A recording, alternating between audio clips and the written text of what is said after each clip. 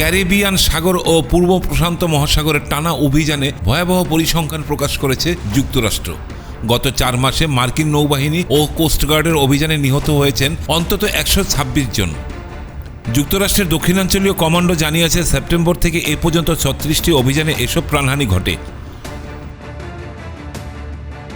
নিহতদের মধ্যে 116 জনের মরদেহ উদ্ধার করা হলেও বাকি 10 জন সাগরে নিখোঁজ হয়েছেন।